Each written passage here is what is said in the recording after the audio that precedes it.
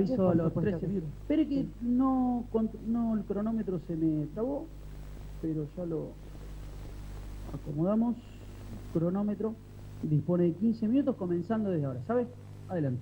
Bueno, muy buenas noches a todos los concejales presentes y por supuesto a todos los oyentes del otro lado. Mi nombre es Karina Carrión, soy la mamá de Marcelo Claudio Farías, tengo un hijo con síndrome de Down y decidí hacer esta banca ciudadana basándome en la ley 26.378 que sale conforme a la Convención sobre los Derechos de las Personas con Discapacidad, y esto asegura el derecho a participar sin discriminación en toda la vida. En los últimos años, durante este gobierno nacional, he visto abolidos los derechos de mi hijo y de muchas personas con discapacidad, a nivel nacional y por supuesto a nivel provincial. Es un tratado de esta convención, que es un tratado de derechos humanos firmado por muchos países para reconocer los derechos de las personas con discapacidad, que en aquel momento se ve conformada esta convención teniendo en cuenta la cantidad de derechos vulnerados a las personas con discapacidad. Me remito a la presente y me siento como en aquel momento. Siento que este gobierno nacional y provincial ha abolido los derechos no solo de mi hijo, sino de todas las personas con discapacidad, y sentí la necesidad imprescindible de sentarme en esta banca ciudadana para revocar estos derechos. Las personas con discapacidad están privadas no solo de los derechos, sino de las obligaciones que el Estado tiene para con ellos. Y esto ha hecho que las personas con discapacidad pierdan independencia, pierdan libertad y por supuesto pierdan derechos. Derecho a los centros de día, derecho a las inclusiones escolares, a la rehabilitación, a los centros educativos y terapéuticos, estimulaciones tempranas, insumos, hogares, y la lista es larguísima, podría seguir durante muchos 15 minutos más. Pero sí me voy a abocar en 3 puntos fundamentales, como fueron pensiones, salud y educación. Puntos fundamentales en la vida de cualquier persona y muchísimo más en las personas con discapacidad.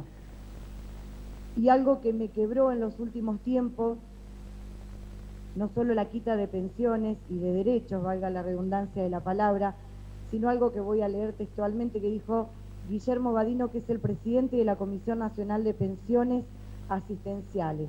Dijo que se iban a achicar más de 70.000 pensiones con el fin de reducir el déficit fiscal. Y que por si esto fuera poco, acompaña esta palabra a Carolina Stanley, que es la conductora de Desarrollo Social de la Nación, y declararon, y tal vez llevar una banca ciudadana a nivel personal no sea lo más ético, pero no puedo sentirme excluida, porque dijo que las personas con síndrome de Down, por ejemplo, no tenían derecho a una pensión por discapacidad porque si querían, y si así lo deseaban, podían trabajar. Tal vez esto sea verdad, y digo tal vez porque tengo un hijo con síndrome de Down, y mi hijo todos los días asiste a una quinta con su acompañante terapéutico, que por cierto me cuesta horrores poder sostener mes a mes y año a año. Y mi hijo cuando vuelve me dice, mamá, trabajé. Y vuelve con unas monedas o con unos pocos pesos que le dan a manera de incentivo. Y yo pensaba, mi hijo me dice que quiere trabajar. Y el deseo tal vez de muchas personas con discapacidad sea trabajar. Pero acá no vale solamente el deseo. Desear en estos casos no siempre es poder.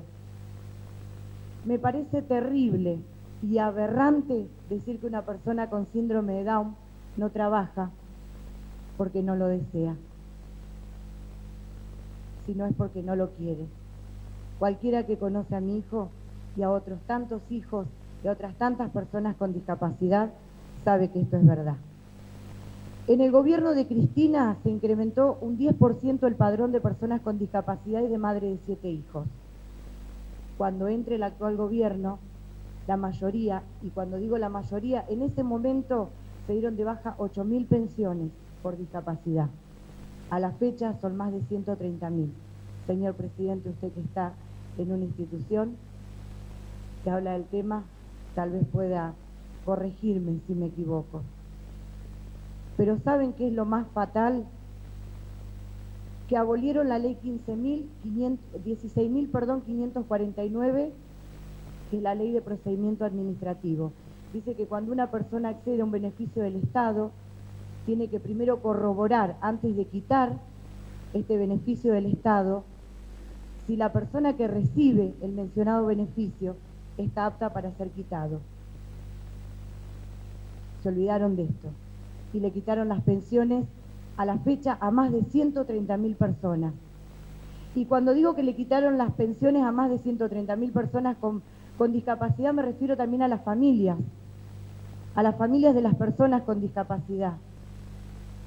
Porque si en un hogar hay 2 hijos y se considera familia tipo y la canasta familiar es de 33.000 pesos para poder llevarla adelante, no hay canasta familiar que haga la salvedad de cuando en esa familia tipo hay una persona con discapacidad. Lo más terrible es que se tomaron en cuenta 3 puntos para sacar estas pensiones, que las voy a leer textualmente.